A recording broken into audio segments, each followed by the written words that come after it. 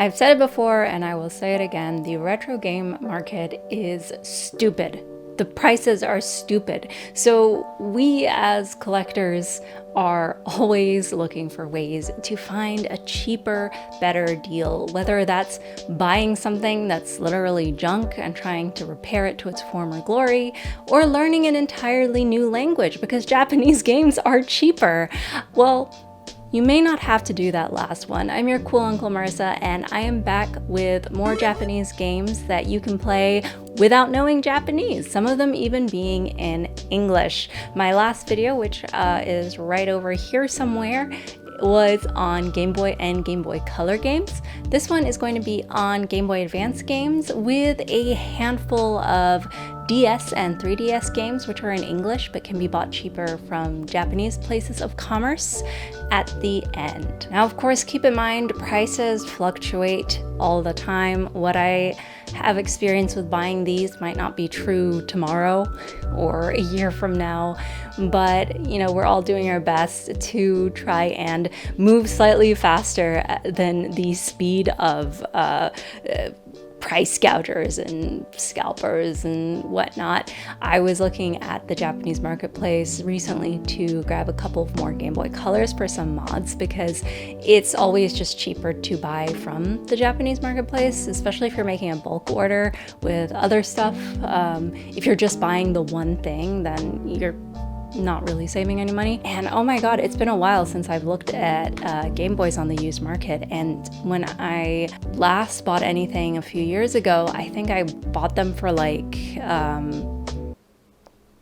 cat hair on my face, maybe like 20 bucks for a Game Boy Color in pretty good condition. But now it seems the average is closer to like $40 to $70 with like 35-ish being if you're lucky. So, whew, and I don't even want to get into the US market. So, you know, take it with a grain of salt. There are some games here that hopefully are good discoveries that even if you are a sane person who just uses a flash cart, you might be able to add on. But let's get straight in. But also before that, some exciting news. I don't know who's been around long enough to know, but I had my signature Game Boy Advance destroyed by myself trying to mod it for a laminated ITA screen. I finally got around to getting a second ITA pre-cut for laminated shell and painting that to recreate my signature Game Boy Advance. So this video will be featuring them. I can't go without showing you my adorable Astro Boy Cupid. Big fan of Astro Boy. Very actually depressing anime. Anyway, let's get going. All right, as per tradition, we are gonna start with the Tetris. This isn't just any Tetris. This is the Tetris Advance by Minna no Soft. We did not get this in the US. We got Tetris Worlds, which sucks and is ugly and has bad music, and I don't like it. If you like it, I'm sorry, but this is much better. It has a ton of different game modes. The imagery and just visuals are really fun. The music is good, and it has all of the sort of quality of life or whatever I look for in Tetris games, all of the features. I play Tetris for a Zen-like experience, and I like there to be holds and hard drops and things like that, and this has all of that. I don't know if it's the most challenging Tetris. I know some people look for the most challenging. I don't think it is, but I think it's a great pickup for any block fanatic.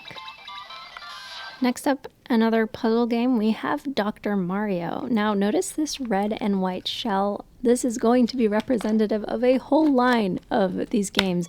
These are the Famicom Mini Game Boy Advance games that came out in Japan.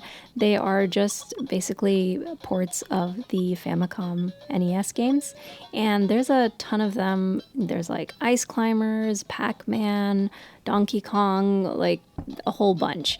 And you can generally get them for a decent price, and they're fun arcade games. And the colorful shells are just a huge cherry on top because they really stand out in your collection, and they're very, very charming. Also, just a side note that I think one of the biggest crimes from Nintendo was taking away the Dr. Mario World. Was that what it was called? Mobile game. I was addicted to that game and it was so fun. And I would have like actually paid to own it completely. But it seems like companies that make mobile games are always like, oh, well, microtransactions and ads are more profitable than straight out selling the game. But then when they decided to just take it offline and off the App Store and everything, I mean, maybe then they could have been like, hey, if you really want it, just pay for it. I would have paid for it. I'm pretty terrible at the OG Dr. Mario, though. This would not be an Uncle Marissa game showcase without Mr. Driller. First up, we've got Mr. Driller A. It's basically just your standard fare Mr. Driller. The only cool extra thing on this is that it has a V-Pet. I don't know what this little slime guy is called, but you can pet him and take care of him and feed him and stuff. So if V-Pets are your thing, this is a great double whammy. Mr. Driller and V-Pet.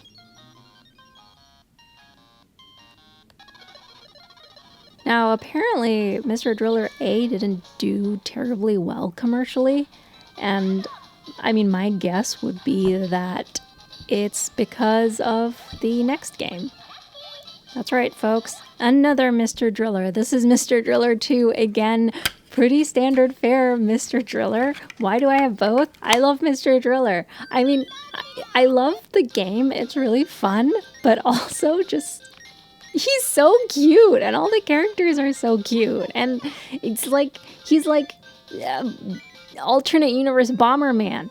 Anyway, Mr. Driller 2 doesn't have a V-Pet, but I think that that's probably why Mr. Driller A didn't do as well, because if you just release Mr. Driller 2, people who have Mr. Driller 2 aren't necessarily going to buy the next Mr. Driller, but I don't know. It could be something deeper than that. Now we have another stand-in for two games. This is Bomberman Jetters. Bomberman Jetters has like a main storyline, but that's not really, I don't think, terribly playable if you don't read Japanese or you're not hovering your phone over it. But what we're going to look at is there's another mode where you play like traditional Bomberman, but it's multiplayer. So you've got bomber people who are playing on either side, and so you're trying to go through your route as fast as you can without getting hurt, and that's a lot of fun. The other game is Bomberman Jetters Game Collection, which I don't have. I would like. That has an additional bunch of mini games like Pinball and stuff like that. Shout out to Next Stop Please for posting about it in her story. But yeah, it's a lot of fun mini games, and Bomberman is adorable. This one is a puzzle game with motion controls that I actually acquired unintentionally in a stash of games. It is called Koro Puzzle Happy Panechu. Very long name. But basically you just use the motion controls to move these little creatures, pigs, I think they're pigs, side to side.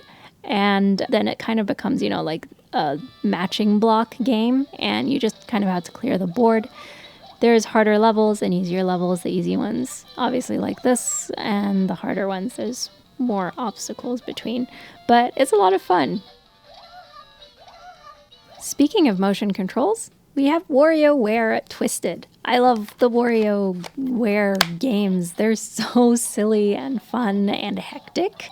And this is one that you can hopefully still get cheaper in the Japanese marketplace than the US one. And of course, because it's so visual, you can just play it in any language and have a blast. If you're not familiar with the WarioWare games, it's just a bunch of hectic, really silly mini games that just come at you one after the other. Next up is Rhythm Tengoku. This is the Japanese version, despite my cassette being with an English label. This is a rhythm game that's also just a series of mini games, so it kind of does have those WarioWare vibes as well. It's very hectic. It's a lot of fun. I'm not very good at it. I'm so bad at rhythm games. I love them, but then I hate actually playing them. But it's definitely worth your time. A lot of fun.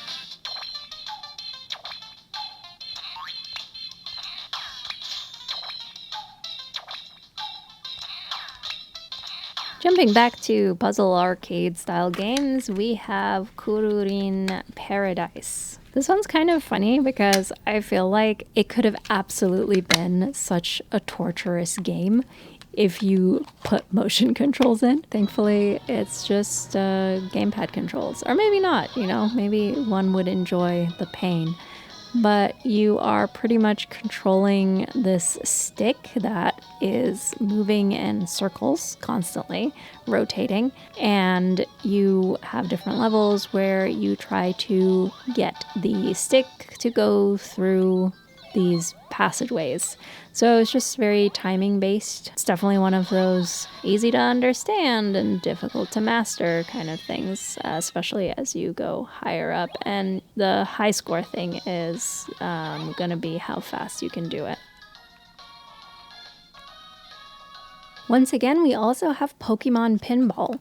The big difference between Pokemon Pinball Ruby and Sapphire and the Game Boy version is this one doesn't give me a migraine because it doesn't give you a blank screen between each half of the pinball board. But again, it's pinball. It's a lot of fun. It's very intuitive. You get to pick between the Ruby and Sapphire board. You catch Pokemon in the funky little pinball way. And yeah, there's no really language involved in this.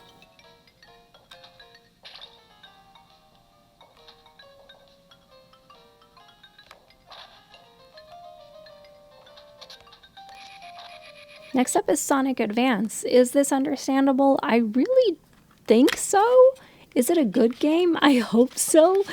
Sonic Advance was my first Game Boy Advance game and like the only one I had for such a long time because before that we had Sonic on our Sega Mega Drive, and so Sonic is what I knew and what I was familiar with. So obviously when I saw he was on Game Boy, I wanted him, and I remember this is like the only game I bought from Toys R Us.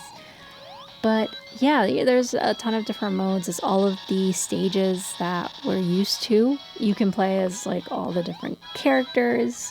I have a soft spot for Knuckles. I love that he can climb things. And you also have a V-Pet in this because you have the Chow. You can feed them things and whatever, and I think it has an integration with another console or something. I'm not entirely sure.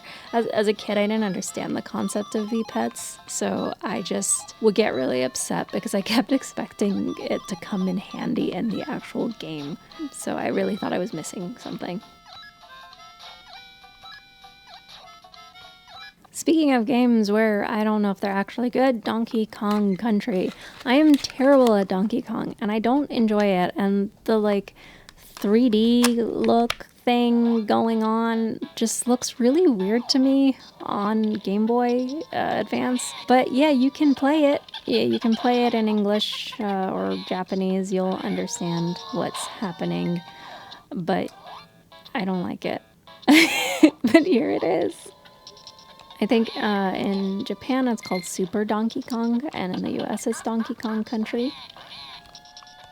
And another twofer, maybe even a threefer, is the Starfy trilogy. Starfy is a platformer type, and you play a star, and it's very sweet and cute and kind of Kirby vibes. The reason I don't have the second one is I guess the second one is not supposed to be as good as the others, so do with that information what you will.